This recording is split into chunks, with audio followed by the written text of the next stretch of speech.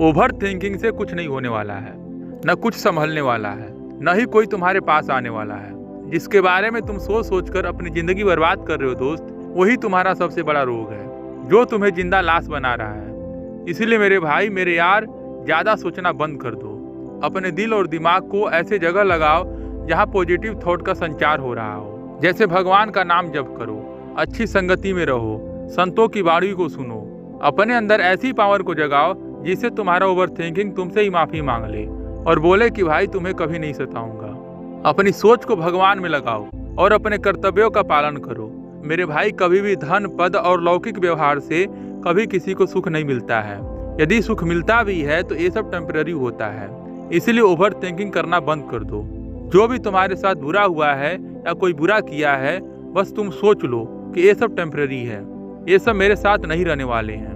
ये सब बुरे विचार हमारा बिगाड़ने के सिवा हमारा भला कभी नहीं करेंगे। जो भाई तुम्हारे साथ बुरा किया है उसका भी बुरा ही होगा एक न एक दिन। एक बात बता रहा हूँ तुम्हें, सबसे बड़ा सुख हमारे विचारों में होता है। यदि हमारे विचार ठीक हैं तो हम टूटे हुए झोपड़ी में भी मस्त हैं। यदि हमारे विचार ही सही नहीं है तो हम महलों में भी परेशान रहेंगे। इसलिए सबसे पहले विचारों को शुद्ध करो और नेगेटिव थॉट से दूर रहो। व्यर्थ की चिंतन में भी उस भगवान को याद करो जो पूरी सृष्टि के रचयिता हैं। वो सबको देखते हैं, कौन क्या है, कौन क्या कर रहा है। मेरे भाई, केवल भगवान पर विश्वास करो और किसी पर नहीं। यहाँ सब टेम्पररी है। भगवान पर विश्वास, सब कुछ होगा तुम्हारा खास। यदि तुम कोई भी काम कर रहे हो या कोई भी काम करने वाले हो, उससे पहले ईश्वर का नाम जरूर जप कर लो। तुम्हारा मंगल ही होगा। तुम्हें किसी भी प्रकार का चिंता छू नहीं पाएगी। तुमने सुना होगा कि लोग कहते हैं कि मैं ये कर लूंगा, वो कर लूंगा। नहीं भाई, ये सब कहने से कुछ नहीं होता है। जब तक ईश्वर की मर्जी नहीं होगा, कुछ नहीं होगा।